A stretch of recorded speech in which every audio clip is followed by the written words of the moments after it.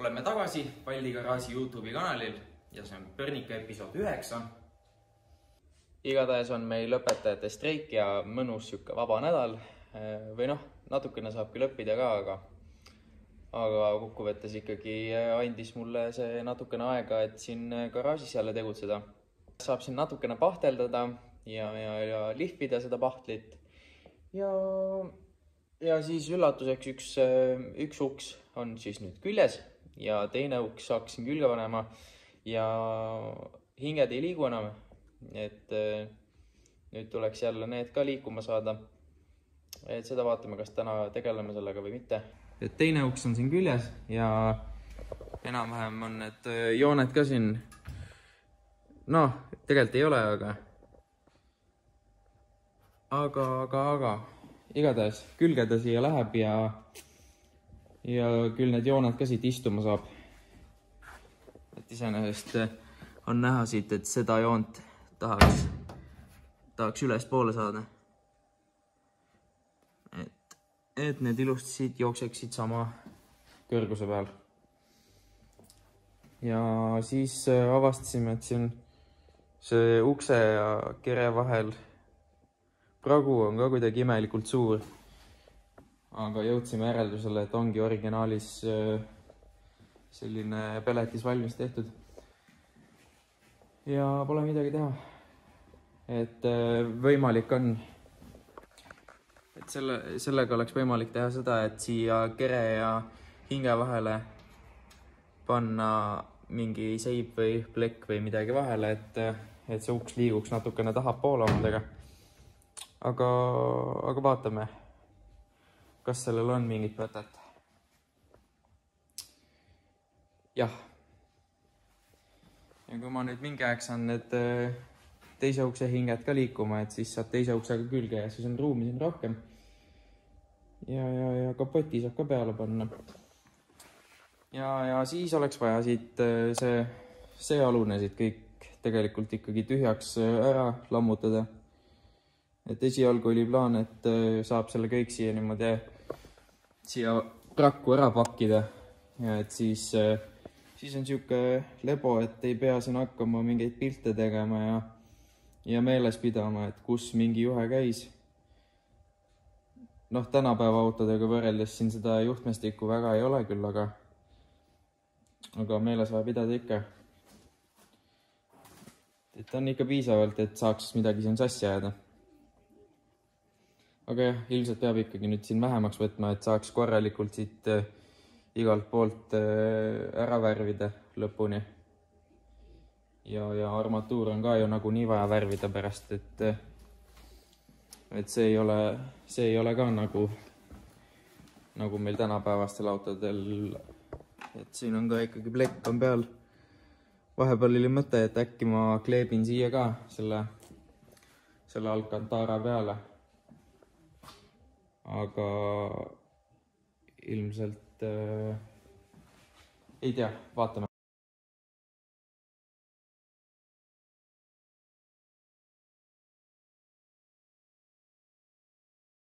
Igatahes ma olen siia nüüd igale poole pahtlit määrinud ja praegu on plaan, et ma panen siia nendesse klaasinurkadesse ikkagi ka. Siin on tekkinud sellised roostaugud ja praegu on plaan siuke, et ma pahteldan need lihtsalt täis, lihvin ära ja kena küll. Et oleme siin arutanud, et kas peaks teda vahetama välja, lõikama või mis peaks tegema, aga kuna siin ikkagi need kuupäevad pressivad peale ja aega ei ole, siis pahteldan ära ja ei pea ta nii ilus olema midagi. Minu elu ja see päev vastu küll, kui ma siia pahtli panen ja läheb pahtliga ja nii on. Ja siis mul on nüüd siuksed traksid ka, et ma saan panna teid siia kinni ja siis te olete mul terve eks üles ja saate vaadata ilusti, et mis mul siin toimub. Et vaatame, katsetame, kuidas see teile pilti näitab ja siis, et kas seda saab teine päev veel kasutada. Igatahes nüüd... Igatahes.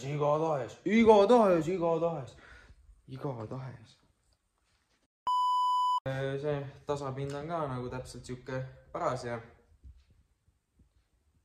siis sellel on siuke hea asi, et see kinnitus siin, et see on see GoPro kinnitus ja juurde on siis lihtsalt siia lisatud see telefoni hoidja.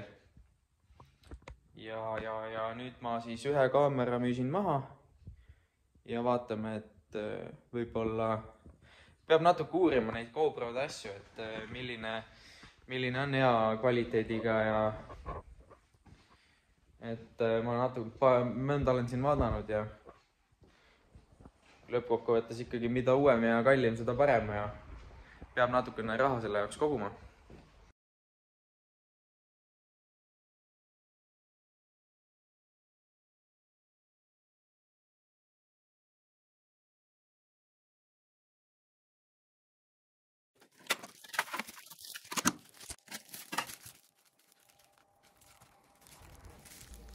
Selle pahtliga on ka niimoodi, et seda ei tohi ühe korraga väga palju võtta, sest et ta kuivab maru kiiresti lihtsalt kätt ära.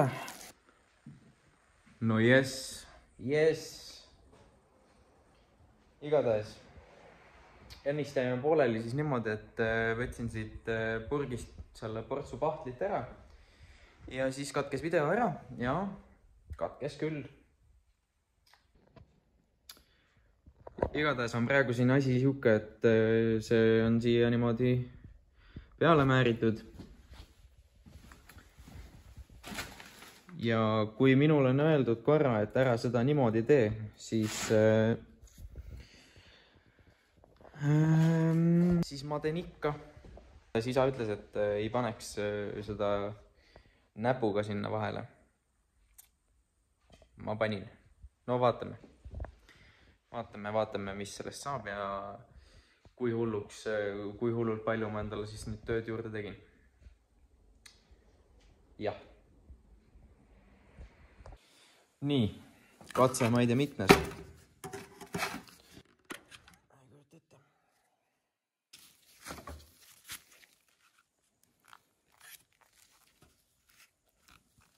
Võtame siis siukse väikse surtsu siia labide peale. Siukse.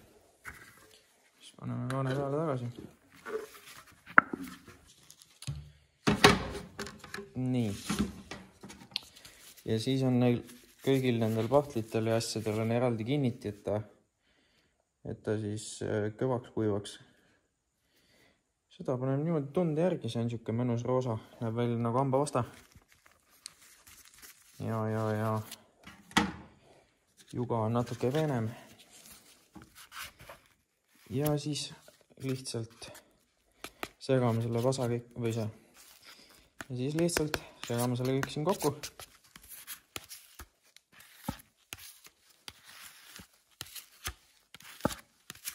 Järgmine asi, millega ma nüüd siis eksin ilmselt, on see, et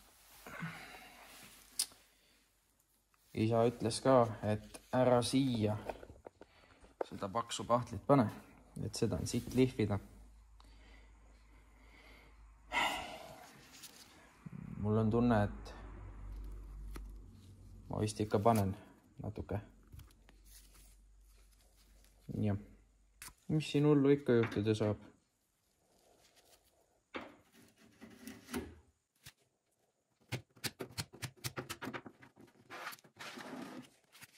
Mida mõtlese?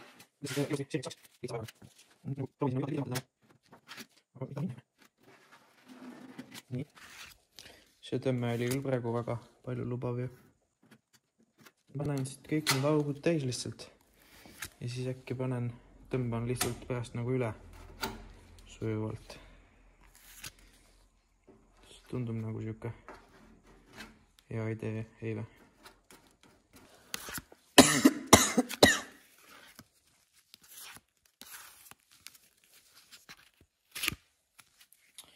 See pahtel on muidu hea lõhnaga täiega,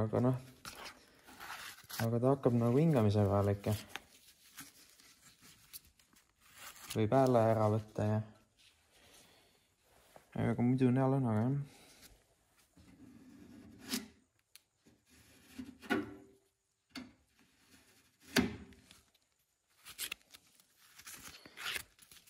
ma peaks nagu jälgima, et teha tuleks ikkagi niimoodi, et pärast oleks nagu võimalikult vähe vaja lihvida. Aga kui pole palju varem teinud, siis ei ole nagu seda silma siin nende asjade peale.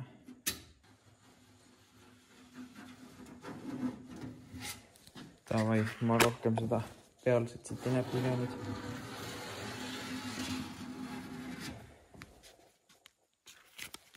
Siin oli ka auk, ei olnud, vist mitte. Ja nüüd selle ülejäägi ma lähen jälle, panen siia põrandale, sest et siin on ka siukene kõik siuke aukus kenasti ja seda pool kuiva asja on siia hea määrida.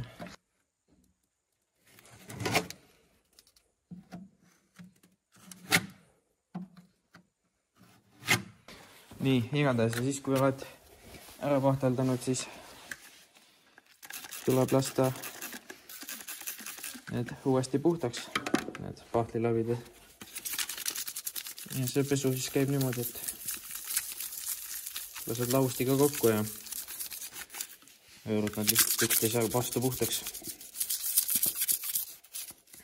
Ja midagi raskemat ei olegi.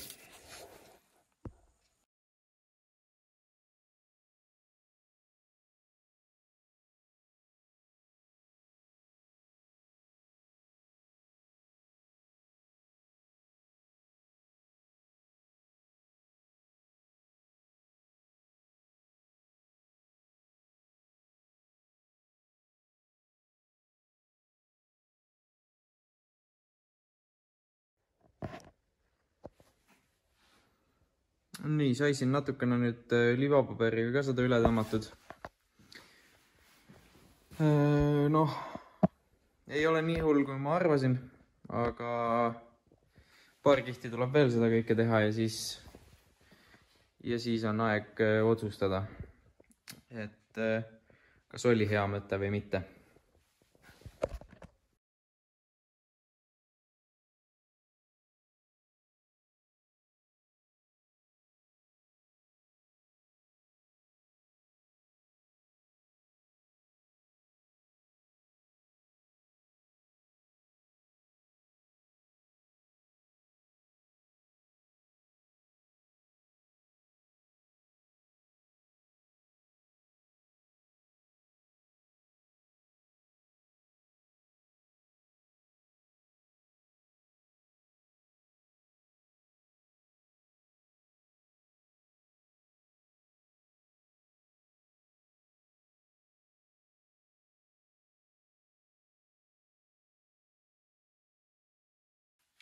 Aga okei. Eks me vaatame, mis see järgmine video toob ja tšauka-pauka.